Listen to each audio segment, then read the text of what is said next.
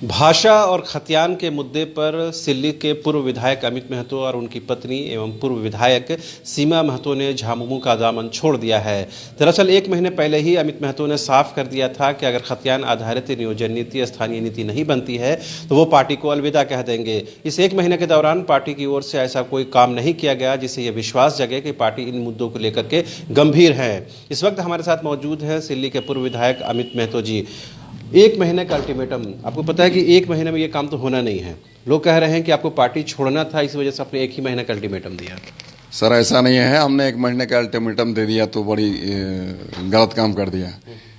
हमेशा से ही हमने, जब हमारी झारखंड मुक्ति मोर्चा की सत्ता नहीं थी झारखंड में, उस वक्त भी हमने कहा था, उस समय भी उन लोगों ने हामी भरी थी। हमारा ये पार्टी का एजेंडा था, चुनावी एजेंडा था, हमारे संविधान में ये लिखा हुआ था, झारखंड मुक्ति मोर्चा के संविधान में। और सरकार बनने के बाद में सर ये 2 साल क्रॉस कर गए और उससे पहले बड़े भाई हेमंत जी ये 14 महीना का अपना शासन चला चुके हैं। तो इतने दिनों में भी अगर ये नहीं सोच पाए कि हमारे यहाँ स्थानीय नीति बननी चाहिए, नियोजन नीति बननी चाहिए, वो भी खतियान आधारित, तो ये तो विडंबना का विषय है। और ये जो 1 महीने की बात हम करते हैं, हम तो कहें सर 7 दिन में, 1 दिन में बना दिया जाएगा। गठबंधन की गठबंधन की सरकार में कुछ ये चीजें कंपल्शन होता है कि तमाम दलों को लेकर चलना पड़ता है। हो सकता है गठबंधन की वजह से इसमें देरी हो रही हो।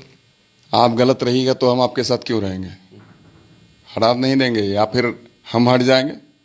तो हटना चाहिए था उनको, चुनावी समर में कूद जाना चाहिए था कि आज हमारे कांग्रेस वाले सपोर्ट नहीं कर रहे हैं, राजद वाले सपोर्ट नहीं कर रहे हैं, तो खुद ब खुद फिर से उनको पूर्ण बहुमत के साथ में सत्ता में ये पहुंचते। परंतु ऐसा नहीं हुआ, इस बात का हमें तकलीफ है। ये गलत, अगर हम कहते हैं कांग्रेस वाले गलत हैं, राजद वाले गलत हैं, तो कहीं ना कहीं आप उससे 2 गुने गलत कर रहे हैं। आज हम झारखंडियों के साथ में, खतियानदारियों के साथ में, यहाँ के मूलवासियों के साथ में और हमारी झारखंडी मानसिकता के साथ आप छलने का काम कर रहे हैं।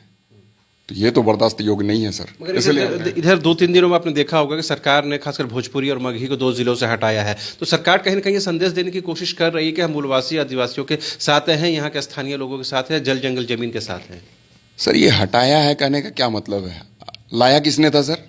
सरकार ने लाया था। मतलब आप एक बार जहर पिला लीजिए, उसको ट्रीटमेंट दीजिए, ये तो मुनासिब नहीं है। और दूसरी बात ये कहेंगे कि आपने हटा दिया तो कितने जिलों से हटाया? सिर्फ और सिर्फ 2 जिलों से हटाया। हमारे यहाँ कितने जिले हैं सर? 24 जिले हैं। 24 जिलों में अभी भी है विरोध केवल 2 ही जिलों से हो रहा है। विरोध 2 जिलों से तो हमने शुरू से ही किया हर एक जिलों का। आप ये बताइए, आज हमारे यहाँ पर उर्दू कहाँ बोली जाती है? आप ये बताइए, हमारे यहाँ पर अगर बांग्ला है तो हम ये नहीं मानते। हमारे यहाँ पर सिर्फ और सिर्फ 9 भाषाएं हैं, जो कि 5 जनजातीय हैं, 4 क्षेत्रीय हैं, तो बस सिर्फ और सिर्फ उनको ही रखा जाना चाहिए था।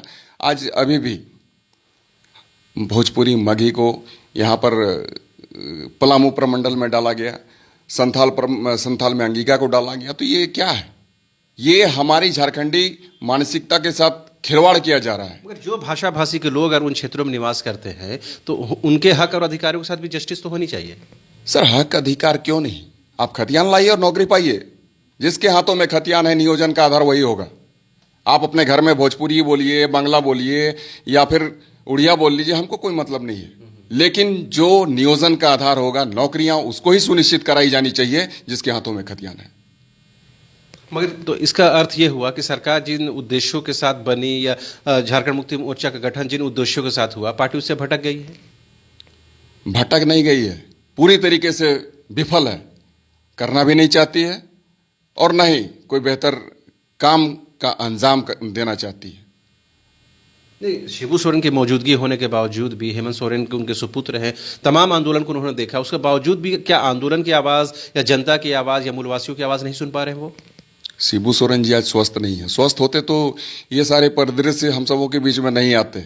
गलत तरीके से अब तक तो सर स्थानीय नीति तय नहीं किया जाना, ये दुर्भाग्यपूर्ण है, वो भी खतियान आधारित पूरी तरीके से। चूंकि हमारा जो संविधान है, संविधान में इस बात का जिक्र है कि जो भी खतियानदारी हैं, 32 के जो भी यहाँ पर लोग हैं, हमारी सरकार बनेगी तो तृतीय और चतुर्थ वर्ग में पूरी तरीके से 100% नौकरियां सुनिश्चित कराई जाएगी। लेकिन अब तक इन 2 सालों में, इससे पहले भी 14 महीना का पीरियड इनको मिला है और अब तक नहीं किया जाना, वही तो हम कहते हैं कि दुर्भाग्यपूर्ण है। और आज गुरुजी अस्वस्थ हैं, अगर होते तो इस तरीके से हम इस तरीके से वो परिस्थितियों को नहीं देखते। क्या हेमंत जी सक्षम नहीं है? सक्षम नहीं है उसकी बात मैं नहीं करता सर। उनमें आज इच्छा शक्ति खत्म हो गई है, या फिर आज वो गलत हैं तो गलत लोगों को सपोर्ट कर रहे हैं, या फिर गलत लोगों के साथ में रहने को आतुर हैं, बेचैन हैं, उनके साथ ही वो संबंध रखना चाहते हैं। कल जगन्नाथ महतो ने प्रेस कॉन्फ्रेंस करके ये कहा कि हमने आवाज़ उठाई और 2 जिलों से सरकार ने भोजपुरी मगही को हटा दिया, तो वो तो इसे जीत के तौर पर पेश कर रहे हैं। वो बता रहे कि सरकार जनता के साथ खड़ी है। वही तो कहते हैं सर कि आपने पहले जहर घोला, फिर उसको ट्रीटमेंट दिया, क्या मतलब है? हमें तो अपना अधिकार चाहिए। आपने नौकरियां कितने को दे दी? आपने तो नौकरियां नहीं दी हमें। आपने तो वही 10 क्लास पास और इंटर वाली नीतियां लाई है। तो इस बात पर भी आप बात करिए ना, क्यों लाई है आपने? क्या यही आपका पार्टी का एजेंडा था? क्या हमारा पार्टी यही चाहती थी कि हमारे यहाँ के लोगों को नौकरी न मिल के फिर बाहर से जो लोग आएंगे 10 क्लास पास कर लेंगे, हमारे यहाँ से इंटर पास कर लेंगे, वैसे लोग आ जाएंगे? या फिर जो आपने भाषाई अतिक्रमण का दौर चालू रखा है, तो वो क्या हमारे यहाँ के लोगों को सेफ्टी देगा? तो कौन सा खुशहाल झारखंड और किस उम्मीद की हम बात करें आपसे? आप तो सर जगन्नाथ महतो जी की बात करते हैं, वो क्या बोलते हैं, क्या नहीं करना है, वो खत्म हो चुका है उनका। बड़ी मुखरता के साथ उन्होंने आवाज़ उठाई भोजपुरी मगही के खिलाफ, खतियान को लेकर के, तो उसके बावजूद सरकार ने ये बात सुनी और कहीं ना कहीं इन चीज़ों को उन्होंने दुरुस्त किया है। अब क्या लग रहा है कि जगन्नाथ महतो अगर नेता इस बात को उठा रहे, उनकी आवाज़ सुनी जा रही है, तो अमित महतो की आवाज़ क्यों नहीं सुनी जा रही है? सुनी कहाँ जा रही है? वो खुद सुन रहे हैं और खुद बता रहे हैं कि हमने कहा, हमने सुना और हमने ये कर दिया। उनको खुद समझ नहीं है कि वो क्या कह रहे हैं और क्या कर रहे हैं। आज अगर वैसे ही अगर बात होती तो ये सर देख लीजिए, ये यहाँ पर एक धनंजय कुमार पांडे करके एक व्यक्ति हैं, जो कि हमारे तमाड़ से उन्होंने अपना बना लिया सर्टिफिकेट, स्थानीय सर्टिफिकेट। ये है सर्टिफिकेट बना कि ये टीचर हैं अभी, अच्छा, और जबकि वो बाहरी हैं, और यहाँ का स्थानीय सर्टिफिकेट। तो ये तो सर हमारी सरकार की विफलता है। इस तरीके से यहाँ पर और भी हैं, चंदा कुमारी, संगीता कुमारी, तो ये लोग भी उसी तरीके से हमारे यहाँ का सर्टिफिकेट बना रहे हैं, स्थानीय सर्टिफिकेट। तो ये सारी चीज़ों को एक तो सरकार ने कर दिया कि बगैर खतियान के हम जाति प्रमाण पत्र देंगे। तो ये सब कहीं ना कहीं सर बाहर के लोगों को आमंत्रण का एक साजिश है, आमंत्रण देने की प्रयास रची जा रही है, की जा रही है। आप जिसे कह रहे हैं कि अगर सरकार ही इस बात को चाहती है, फिर हम किसी और दूसरे क्यों आरोप इल्ज़ाम डालेंगे? अगर सरकार ही ढुलमुल रवैया अपनाती है और उसका कोई डिसीजन जो है स्पष्ट नहीं है, तो सीधे सीधे इसके लिए सरकार जिम्मेदार है, सोरेन की सरकार जिम्मेदार है। बिल्कुल सरकार जिम्मेदार है, और हमने तो इस बात को लेकर कहा भी, परंतु ऐसा नहीं हुआ। ये हमारी बदकिस्मती का है कि हमारी बातों को अनसुनी कर रहे हैं। ये तो खैर मेरी ही नहीं कहेंगे सर, ये जो झारखंडी जितनी भी है, तमाम अवाम के साथ में, झारखंड की तमाम जनता के साथ में, जो भी हमारे यहाँ खतियानदारी हैं, जो यहाँ के मूलवासी हैं, जो यहाँ के आदिवासी हैं, उनके साथ में नाइंसाफ़ी कर रहे हैं। और इन सारी चीज़ों को सर अब हम लोग बैठे बिठाए देख नहीं सकते हैं। तो गुरुजी की एकदम जानकारी नहीं इन चीज़ों की, या उनके तक बात पहुंच नहीं पा रही है? हमने कहा सर गुरुजी अस्वस्थ हैं, और अस्वस्थ हैं, इतने अस्वस्थ हैं कि उन्हें कुछ पता नहीं। लोबिन हेमरन जी कहते हैं कि हमारे जो आज के नेता हैं वो भी गुरुजी हैं, सदन के नेता हेमंत सोरेन हैं, उनको हम अपना नेता नहीं मानते हैं। तो पार्टी के अंदर आप आवाज़ उठा रहे हैं, लोबिन हेमरन जी उठा रहे हैं, उनकी भाभी उठा रही हैं आवाज़, तो एक के बाद एक क्या पार्टी मतलब किस दिशा में जाती हुई दिख रही है? अब पार्टी कौन सी दिशा में जा रही है ये तो हमें पता नहीं सर, लेकिन हमारे झारखंड को जरूर इन लोगों ने गलत दिशा में और यहाँ के लोगों को भटकाने की कोशिश की जा रही है। लोग ऐसे एमसीसी नहीं बनते हैं और ऐसे अपराधी नहीं बन जाते हैं, ऐसे उग्रवादी नहीं बन जाते हैं। गलत नीतियां आप जब तक यहाँ पर बनाते रहेंगे और बनाने की कोशिश करते रहेंगे, हमारे लोग ऐसे ही भटकते रहेंगे। अगर हमारी झारखंड की खुशहाली चाहते हैं तो ऐसे लोग जो सत्ता पर बैठे हैं आज, बड़े भाई हेमंत जी, वो बेहतर नीति बनाएं, खतियान आधारित स्थानीय नीति बनाएं, नियोजित उसी तरीके से खतियान के आधार पर नियोजित कराएं यहाँ पर लोगों को। जब तक हमारे यहाँ के लोगों को रोजगार नहीं देंगे आप, तो झारखंड का कल्याण होने को नहीं है। और जब तक आप सिर्फ और सिर्फ बाहरी लोगों को यहाँ पर बिठाने का प्रयास करते रहेंगे, तो कहीं ना कहीं आप दुर्गति यहाँ पर बनाना चाहते हैं, यहाँ के लोगों के साथ में खेलना चाहते हैं। एक महीने के दौरान कभी भी हेमंत जी से बात हुई या पार्टी के वरीय नेताओं से बातचीत हुई इस सिलसिले में? कभी बात नहीं हुई। उन्होंने संपर्क करने की कोशिश की, आपने कोशिश की? हम क्यों करें, हमने तो आपके माध्यम से संपर्क कर लिया। आप तो बड़े भाई कहते हैं, आप तो छोटे भाई के तौर पर कर सकते हैं। बिल्कुल बड़े भाई कहते हैं, अभी भी कहते हैं, लेकिन अब बड़े भाई कहना अलग चीज़ है। उनके कारनामे अगर गलत रहेंगे तो हम तो जरूर कहेंगे कि वो गलत कर रहे हैं। तो आज हम कहते हैं कि बड़े भाई हेमंत जी गलत हैं और गलत काम कर रहे हैं, और उनकी ये जो प्रक्रिया है, इस प्रक्रिया या फिर उनकी जो विचारधाराएं हैं, अपनी विचारधाराओं के साथ में वो झारखंडी हित के साथ नहीं खड़े हैं और झारखंड का कल्याण नहीं करने वाले हैं। तो पार्टी विचारधारा से भटक गई है। पार्टी विचारधारा से भटक गई है, और अभी के समय में ये जो उनकी जो नीतियां बनाई जा रही है, जो लाई जा रही है, जो परोसी जा रही है, वो झारखंडी के खिलाफ है। तो अमित महतो का अगला ठिकाना क्या है, मतलब जेएमएम के बाद कौन सा? जेएमएम के बाद कोई सा नहीं। आंदोलन का रास्ता हमारा एकमात्र रास्ता होगा, जिस रास्ते को निर्मलदा ने अख्तियार किया, गुरुजी ने अख्तियार किया, सिद्धू कान्हू चांद, भैरव बिरसा मुंडा, नीलांबर पीताम्बर जैसे लोगों ने अख्तियार किया, वही रास्ता हमारा है। राजनीतिक के लिए कोई ना कोई दल, कोई ना कोई बैनर तो होता ही है जिसके तले वो अपना राजनीतिक करियर देखते हैं। आप भी जानते हैं सर कि हम चुनाव नहीं लड़ सकते हैं। पत्नी लड़ सकती है, पत्नी नहीं लड़ सकती है, अच्छी बात है, लेकिन अभी हम किसी भी पार्टी में जाना नहीं चाहते हैं। नहीं जाना, नहीं क्या, मैं जाऊंगा ही नहीं। आपको क्लियर करता हूं, पक्का मैं ना भाजपा जाने वाला हूं, नहीं आजसू जाने वाला हूं, नहीं कांग्रेस जाने वाला हूं, नहीं राजद जाने वाला हूं, और तमाम पार्टियां जो भी हैं। जेएमएम अब वापसी भी मुमकिन नहीं, कभी नहीं। अब हो गया, खत्म हो गया। अब जेएमएम कभी वापसी नहीं होगी हमारी। अगर पार्टी मनाने की कोशिश करे तब भी नहीं। आज खतियान बना देते तभी तो हम उन पर विश्वास करेंगे। और ऐसे भी एक बार हमने जो त्याग दिया सर, कभी कुछ नहीं हो सकता है। एक बार जो हमने कह दी तो कह दी। हमने आपसे पहले भी कहा था, आपने यह बात कही थी कि 1 महीने के बाद में फिर से आप क्या सोचेंगे या फिर आप नहीं ये करेंगे, तो हम आपको पहले ही कहते हैं, एक बार जो हमने त्याग दिया, और एक बार जो मैंने कह दी तो कह दी। अमित महतो का आगे पॉलिटिकल करियर क्या है? पॉलिटिकल करियर अब खुदा जाने, अंजाम कुछ तो सोचा जो होगा ना, इतना बड़ा डिसीजन लिया, कुछ तो अपने रणनीति बनाई होगी।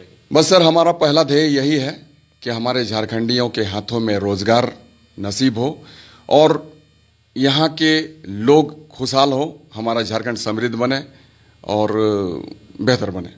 तो जिस तरह से जयराम महतो समेत अन्य जो छात्र नेता हैं वो बढ़ चढ़ के इस भाषाई आंदोलन में शामिल हो रहे हैं, तो उस आंदोलन को आप बढ़ाएंगे या इंकरेज करेंगे आगे? वैसे तमाम लोगों को, जो क्रांतिकारी विचारधारा के लोग हैं, जो झारखंड का हित चाहते हैं, जो यहाँ के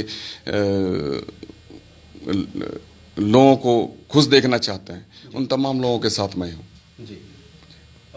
एक बात ये भी बता देंगे, पिछले करीबन 1 महीने पहले जब अमित महतो से बात हो रही थी तो उन्होंने जेपीएससी और जेएसएससी को लेकर भी स्पष्ट तौर पर कहा कि ये देश के भ्रष्ट संस्थाओं में से एक है। हम जानना चाहेंगे 1 महीने के बाद क्या उनकी कुछ सोच बदली है इन संस्थाओं को लेकर के? क्योंकि जेएसएससी, खासकर जेपीएससी ने कोर्ट में ये बताया कि उनसे कुछ गलतियाँ हुई थी, हम उन गलतियों को दुरुस्त कर रहे हैं। उसके बाद उन्होंने संशोधित यानी रिवाइज रिजल्ट निकाल दिया है।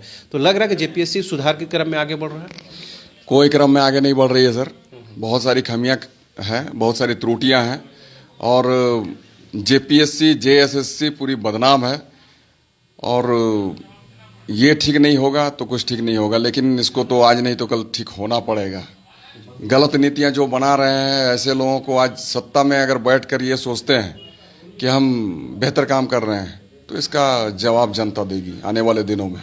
ये लगता है कि झारखंड में जो रोजगार देने वाली संस्थाएं हैं वो भी कहीं न कहीं विवादों के घेरे में है, उसमें भी दुरुस्त नहीं किया जा रहा, जिसके वजह से लोगों को रोजगार नहीं मिल पा रहा है। कहीं न कहीं नहीं सर, पूरी तरीके से विवादों के घेरे में। आप कोर्ट कचहरी आप देख लीजिए, हमेशा उनका यही आना जाना होता रहता है। जेपीएससी के लोग और जेएसएससी के लोग जाते रहते हैं। तो जितने भी एग्जाम्स हुए हैं सर, आप देख लीजिए, पहला से लेकर 10वां तक सारे के सारे कोर्ट के कटघरे तक खड़ी हुई है, कोर्ट के दरवाजे तक पहुंची हुई है। जेएसएससी के भी जो भी एग्जाम्स हैं हमेशा विवाद से घिरे रहे हैं। तो ऐसी परिस्थिति में हम यही कहेंगे कि ये तमाम जो प्रक्रिया इनकी है पूरी तरीके से भ्रष्ट है, खत्म है। अभी जो 7 जेपीएससी को लेकर रिवाइज रिजल्ट निकाला गया, क्या इसको, इस परीक्षा को रद्द करके नए सिरे से रिजल्ट निकालना बेहतर होता?